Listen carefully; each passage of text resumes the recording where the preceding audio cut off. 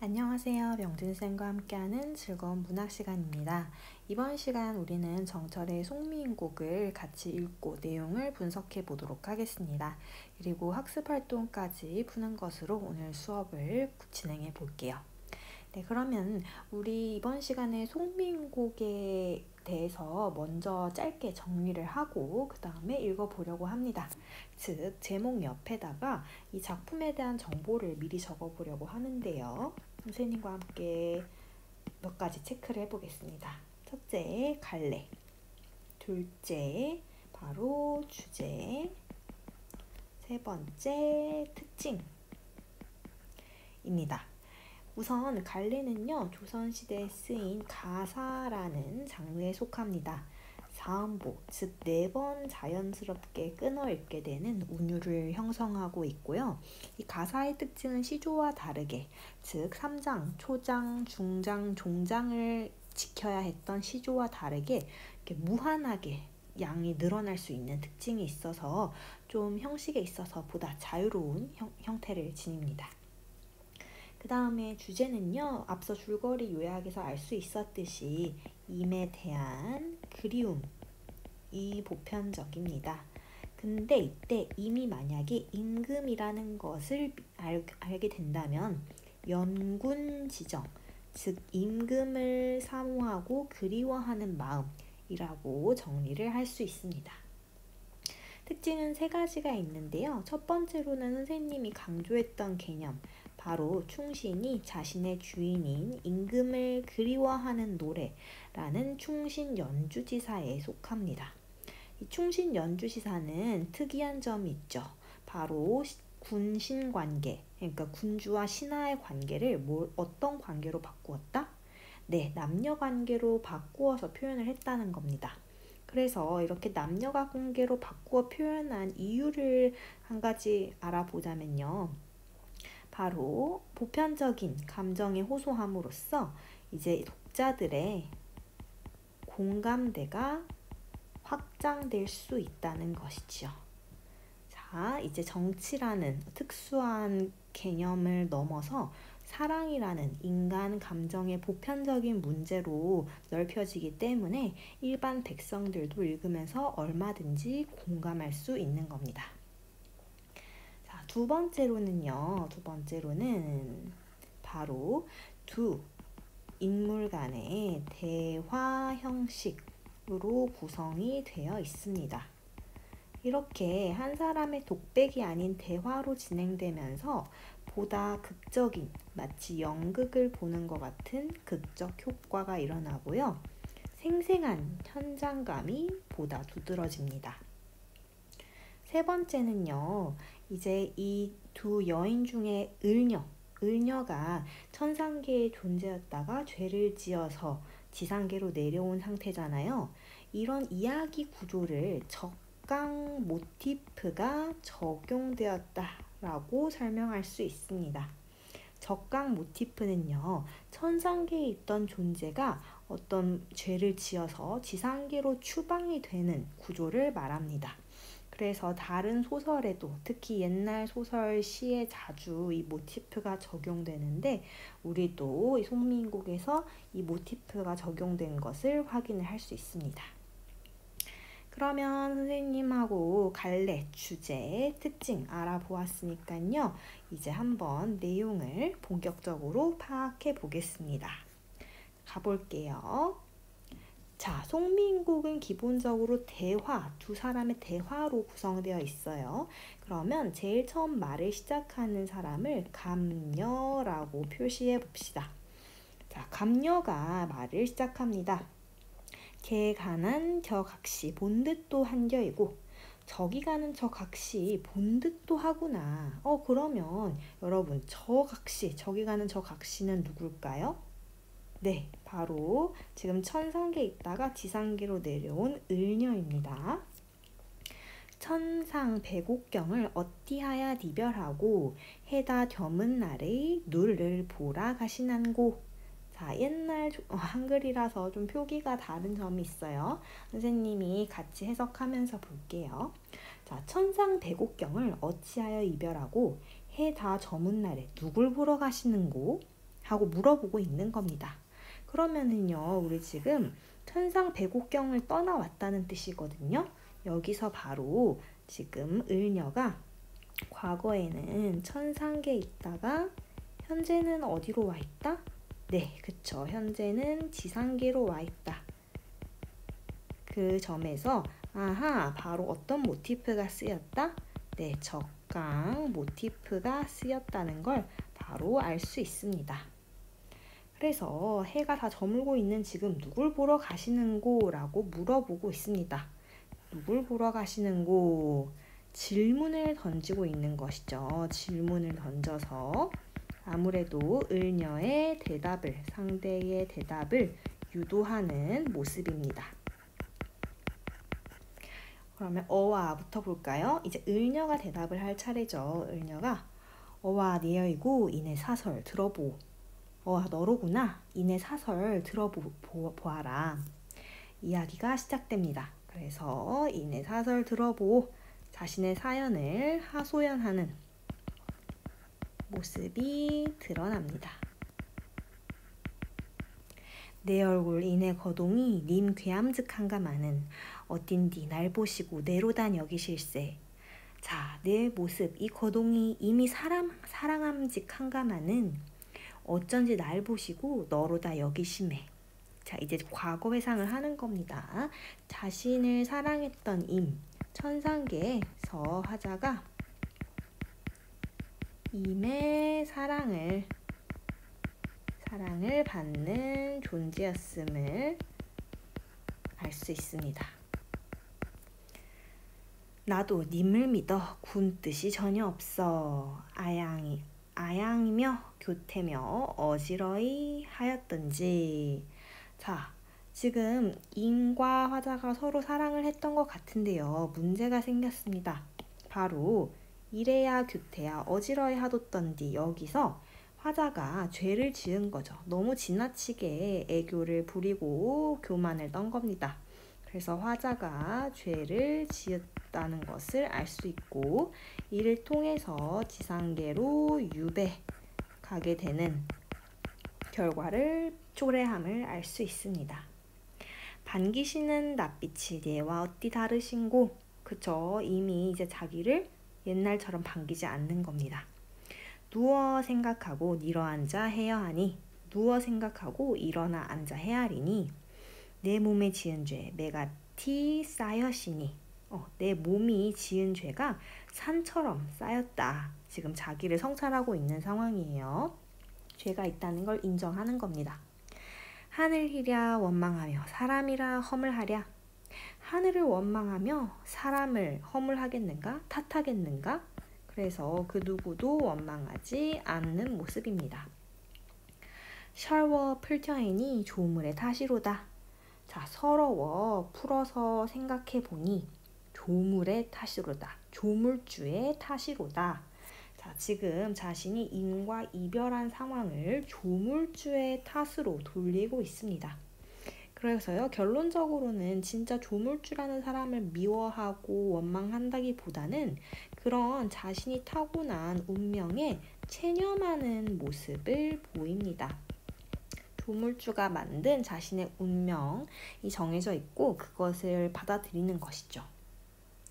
자, 듣고 있던 감녀가 글란 생각 마오, 그렇게 생각하지 마오라고 위로를 해줍니다.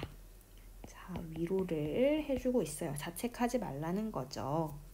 그래서 여기서 좀 구분해야 할 게 생각 마오까지는 감녀, 그 뒤에는 을녀의 대사입니다. 맺힌 일이 이셔이다. 마음에 맺힌 일이 있습니다. 계속 을녀의 얘기가 진행됩니다.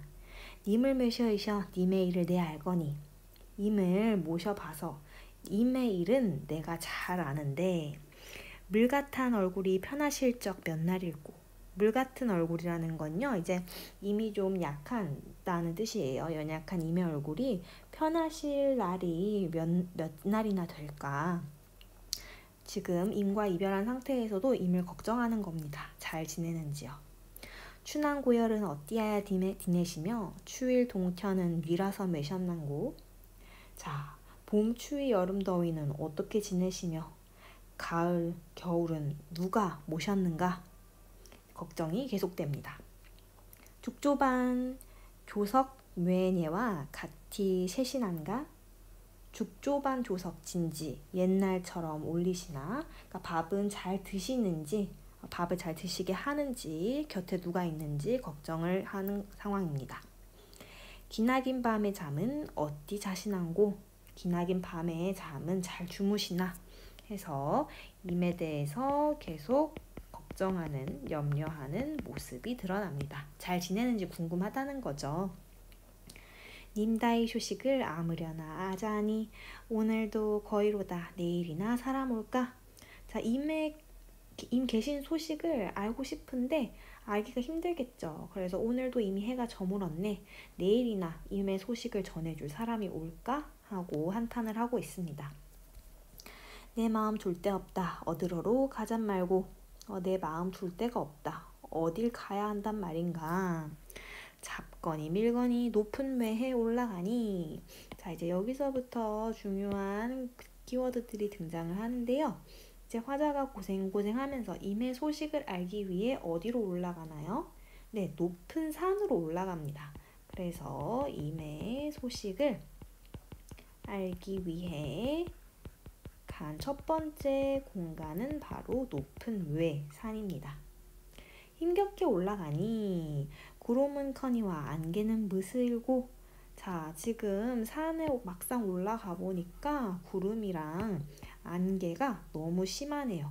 그래서 임을 보기는커녕 소식을 알 수도 없는 상황입니다. 이 세모친 구름과 안개는요, 임과 화자 사이를 가로막는 장애물 역할을 합니다. 그리고 우리가 이 정치적인 상황, 정철이 이제 낙향해 있던 정치적인 상황을 고려한다면 이 장애물은 당시 정철의 정치적 반대파였던 동인을 의미한다는 것까지 알 수 있습니다. 산천이 어둡거니 1월을 어찌 보며. 그쵸, 산천이 어두운데 해와 달을 어찌 보겠는가 하면서 이때 이 해와 달은 높은 곳에 있는 임금을 의미한다는 해석이 있습니다. 임금, 임 둘 다 되는 거예요. 지척을 몰아거든 천리를 바라보랴. 지척, 이 한치 앞을 모르는데 천리를 바라보랴 하면서 임과 자신의 거리가 천리나 된다는 임과의 거리감을 보여주고 있습니다. 그렇겠죠. 임은 천상계에 화자는 지상계에 있으니까요. 차라리 물가에가 백길이나 보랴 하니. 이번에는 위치를 이동을 합니다. 어차피 높은 산에 가도 이미 잘 지내시는지 알 수 없는 상황이니까요. 이번엔 물가로 가는 거죠. 그래서 임의 소식을 알기 위해 간 공간 두 번째가 됩니다. 백기를 보려 했는데 과연 바람이야 물결이야 어둥정 된겨이고.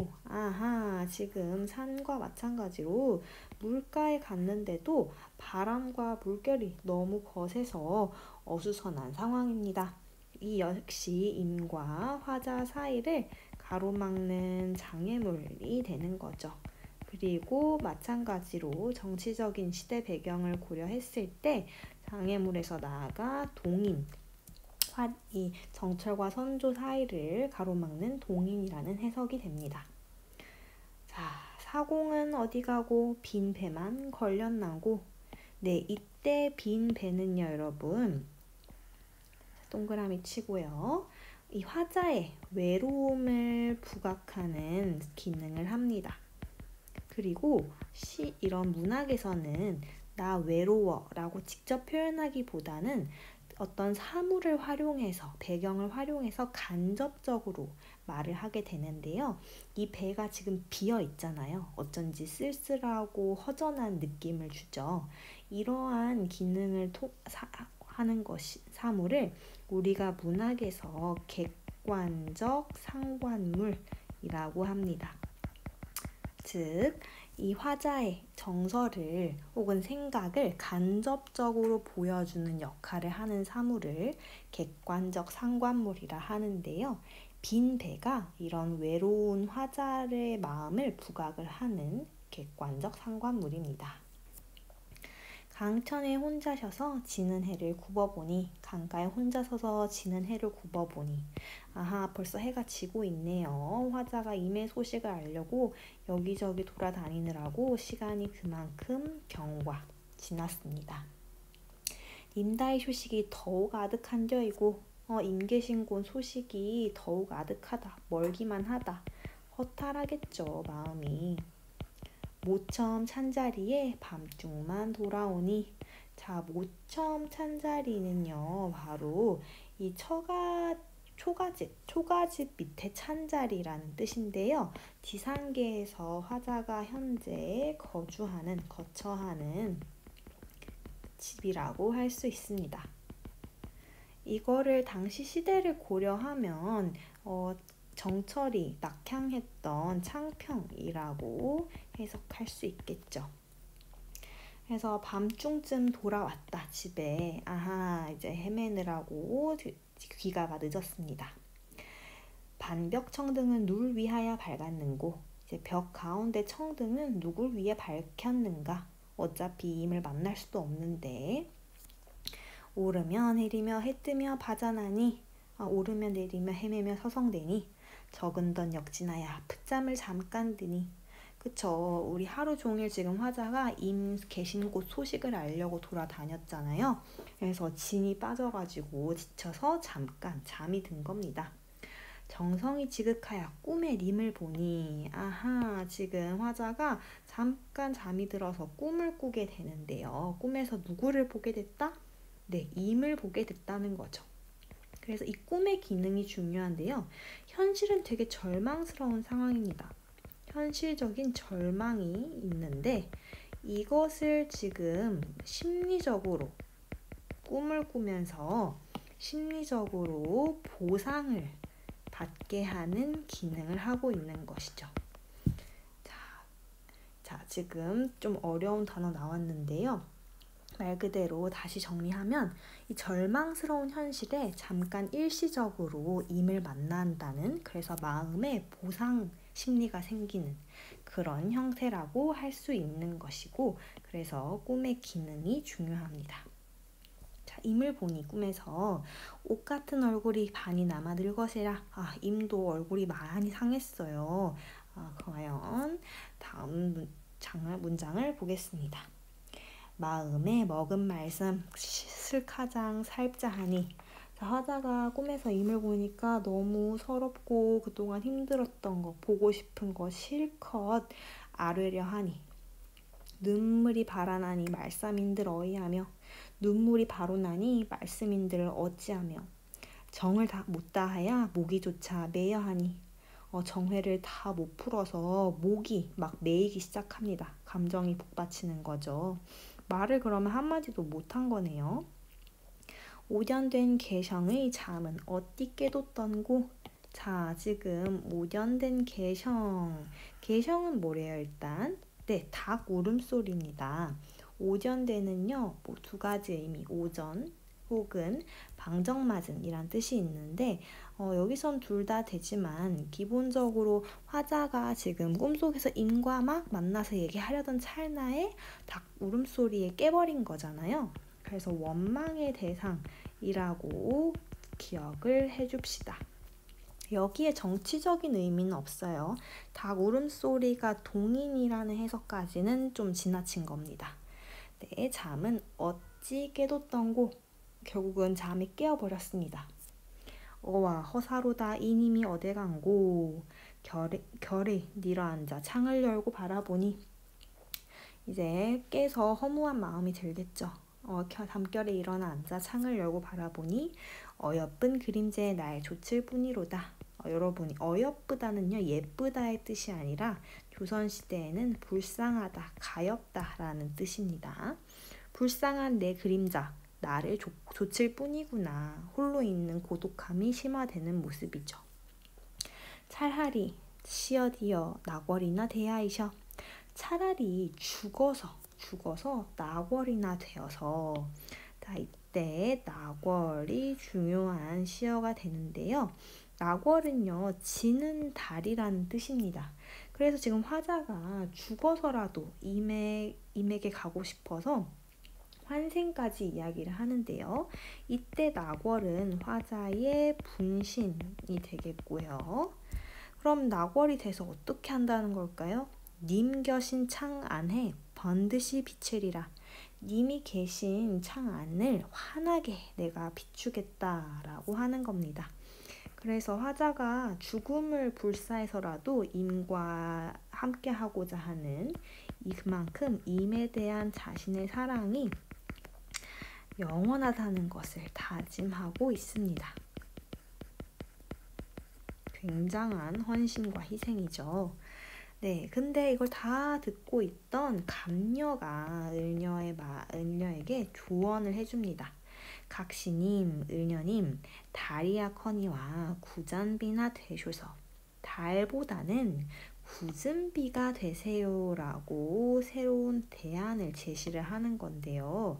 자, 일단은 이 부분에서 대안 제시라고 적어주고 낙월과 구즌비의 차이는 대체 뭔가 좀 알아봐야 합니다. 자, 우리가 이 옆에 표를 한번 정리를 해볼게요. 선생님, 여기다가 해보겠습니다. 이제 낙월, 지는 달과 구즌비, 세차게 내리는 비는요, 두 가지 측면에서 비교를 할 수 있는데요. 첫 번째로는 바로 어떤 이미지를 나타내냐입니다. 달, 지는 달은 일단 시각적인 이미지가 뚜렷한 반면에 비, 내리는 비는요, 우리가 빗방울에 맞을 수 있잖아요. 만질 수 있으므로 촉각적인 이미지, 또 세차게 내리는 빗소리, 청각적인 이미지가 훨씬 두드러집니다. 또한 또 시간의 개념에서는요, 달은 언제 뜨죠? 네, 밤에만 뜨죠. 그래서 임과 만날 수 있는 시간이 짧을 수밖에 없습니다. 반면에 구즌비는요, 낮이든 밤이든 언제든 내릴 수 있는 것입니다. 그래서 임과 함께 할 수 있는 시간이 길어질 수밖에요. 이런 것들을 고려했을 때 낙월과 구즌비는 확실한 차이가 있고요. 이 통틀어서 애정관을 보여주는데 낙월은 멀리서만 지켜보는 소극적인 애정관을 드러낸다면 구즌비는 임에게 조금이라도 가까이 가닿고자 하는 적극적인 애정관, 애정의 태도를 보여주고 있습니다. 그래서 여러분들은 이 두 가지 시어의 차이를 이미지와 시간의 개념에서 알 수 있어야 하고 그를 토대로 애정관의 차이를 알 수 있어야 합니다. 네, 그래서 이렇게 우리가 함께 이야기에 집중하면서 내용을 파악해 보았습니다. 선생님이 좀 여러분들이 공부할 때 중요하게 생각하는 건요. 기본적으로 이 부분이 감녀의 말인지 을녀의 말인지를 구분하는 것부터 좀 익숙해졌으면 좋겠습니다. 그래서 선생님이 이렇게 적었으니까 꼭 한번 파악을 해보세요. 그도 그럴 것이 학습활동 1번이요. 두 여인의 대화로 구성되어 있는데 감녀, 을녀로 구분을 하고 말한 차례, 말한 순서에 따라 내용을 정리해 보자는 것이기 때문입니다. 그래서 이 내용은 여러분들이 선생님과 함께한 필기로 대체하도록 하겠습니다. 그 다음에 2번도 마찬가지로요. 방금 우리가 했던 거죠. 작품의 마지막 부분에 나온 달과 비에 주목하여 활동을 해보자 라고 했는데 여기 있는 내용도 선생님이 굳이 하지 않겠습니다. 이미 앞에서 우리가 잘 분석하고 정리를 해서요. 넘어갈게요. 그 다음에 마지막으로 3번 문제가 조금 중요해서 이것만 함께 해보겠습니다. 이 작품의 다양한 맥락, 특히 이 작품이 쓰였던 창작 배경이 시대 배경을 고려해서 활동을 해보라는 건데요. 한번 글을 읽어봅시다. 첫 번째 문제, 다음 자료를 바탕으로 하여 송민곡 창작 당시 작가의 처지와 시대 상황이 어떻게 작품에 반영되었는가. 자, 한번 읽어봅시다. 정철은 1583년 48세 때 예조판서가 되었으나 관직 이름입니다. 근데 동인의 탄핵을 받아 1585년에 관직을 잃고 창평으로 돌아가 4년간 은거 생활을 했다는 거죠. 그러면은 당시 정철은 서인의 편에 서 있었으니까 동인은 정치적인 반대파에 해당하는 붕당입니다. 탄핵을 받아서 관직을 잃고 낙향해서 고향인 창평에 간 겁니다. 이때 삼위인국과 송미인국을 지었다는 거죠. 이제 밑에 내용은 당시 선조실록에서 이제 동인파 측에서는 정철에 대해 계속 부정적인 이야기를 했으나 선조는 정철을 두둔하면서 편을 들어주려고 했다는 내용입니다. 그럼에도 결국은 다시 탄핵을 받고 파직당했다는 결론까지 나와 있는데요. 한번 내용을 파악했으니 문제를 풀어봅시다. 네, 일단 작은 1번 송미인국에 등장하는 임과 화자는 이 글에 따르면 각각 누구를 가리키는 것일까요? 자, 임은 그러면 누굴까요? 그렇죠. 화자가 그리워하는, 사랑하는 사람, 임금, 선조에 해당됩니다. 화자는 당연히 작가, 정철을 의미하겠네요. 그래서 지금 군신 관계를 남녀 관계로 표현하는 이런 특징을 보이는 노래 종류 뭐죠? 네, 충신, 연주지사의 도식에 맞게 설정이 되어 있습니다. 2번 봅시다. 관직을 읽고 창평에서 은거하는 작가의 상황이 송미인국에 어떻게 반영되었는가? 그러면은 첫 번째, 두 번째를 나누어서 먼저 관직을 잃은 상황. 요거는 어떻게 알 수 있죠? 네, 제일 처음에 천상 배곡경을 이별하고 라는 부분에서 지금 화자가 당시 천상계에서 쫓겨났다, 즉 궁궐에서 쫓겨났다는 상황을 파악을 할 수 있는 겁니다. 두 번째로는 그렇게 지상계에 내려왔다, 즉 조정을 떠나서 창평으로 내려온 상황은 어디서 알 수 있나요? 네, 기억나나요? 모첨 찬자리, 초가집 찬자리에 지금 화자가 거처하고 있다는 것에서 그것이 창평을 의미한다는 것을 알 수 있습니다. 다음으로 3번 문제. 송미인국에서 작가가 자신을 탄핵한 동인을 빗대어 표현한 것으로 볼 수 있는 대상을 찾아보고 그에 대한 작가의 태도가 어떤지 말해보자 라는 건데요. 선생님과 함께 했습니다. 우리 화자가 임의 소식을 알기 위해 찾아간 장소 두 곳이 있었죠. 네, 바로 높은 배와 물가였습니다. 거기서 화자가 임의 소식을 알기 힘들게 방해한 것이 총 4개가 있는데요. 기억나나요? 네, 맞습니다. 바로 장애물로서 제일 높은 배에서는 구름과 안개, 물가에서는 바람과 물결입니다. 그러면요, 우리가 요것들을 보기 좋게 적어 볼게요. 자, 선생님은 최대한 있는 그대로 적어 보겠습니다. 구름은 구름이고요. 안개는 똑같고요. 바람, 그다음에 물결. 이렇게 4가지가 바로 당시 동인에 해당되는 시어입니다. 그에 대한 작가의 태도. 그쵸. 요것도 해볼까요? 자, 정철이 그러면 이 동인들에 대해서 당연히 좋아했을까요? 안 좋아했을까요? 네, 좋아하지 않았죠. 자신을 모함한 대상이니까요. 그리고 선조에게 가까이 갈 수도 없게 방해를 하고 있는 상황이잖아요. 그런 점에서 비판적인 태도를 지니고 있다는 것을 알고 있고, 또 그런 상황에 대해 굉장히 답답한 심정을 표현을 하고 있습니다. 그러면은 우리가 1번부터 3번까지를 했는데 이걸 토대로 작가가 송미인국을 창작한 의도를 한번 추리를 해볼까요? 일단은 이 동인이 정철의 약점을 아마 잡아서 일종의 모함을 한 상황이라고 이해를 한다면 정철은 자신이 그렇게 행동하지 않았다. 그런 의도가 아니었다. 결백을 주장하기 위해 이 문학작품을 썼을 가능성이 있습니다. 두 번째로는요, 결백도 결백이지만 결국 이런 어려운 시련이 찾아와도 나는 항상 임금을 사랑하고 그리워하고 있다. 영군지정과 임금에 대한 영원한 충정이라고도 하죠. 충성스러운 마음인데요. 그것이 영원하여 변하지 않을 것임을 표현하는 의도로 이 홍민곡을 썼다고 할 수 있습니다.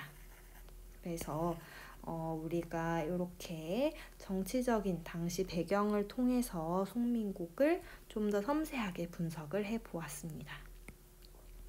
87쪽은 넘어가고요. 88쪽에 송민곡에 대한 깔끔한 설명이 있어서 요거 여러분들이 꼭 한번 다시 읽고 복습을 하면 됩니다. 그래서 키워드는요. 이 1585년부터 4년 동안 동인과 서인의 당파 싸움 때문에 고향인 전라도 창평에 내려가서 지었다. 그래서 이 작품은 임을 그리워하는 여인을 화자로 내세워 임금을 그리워하는 마음을 읊은 충신연주지사라는 것이다. 중요합니다.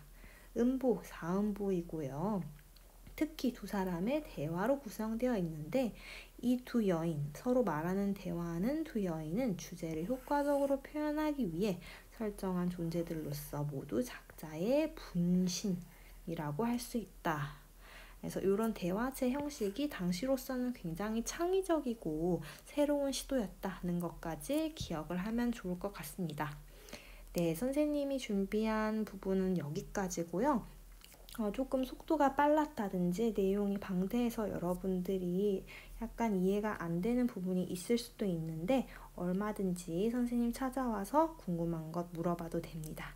네, 그럼 오늘 수업 집중하느라 고생 많았고요. 우리는 다음 영상으로 만날게요. 안녕.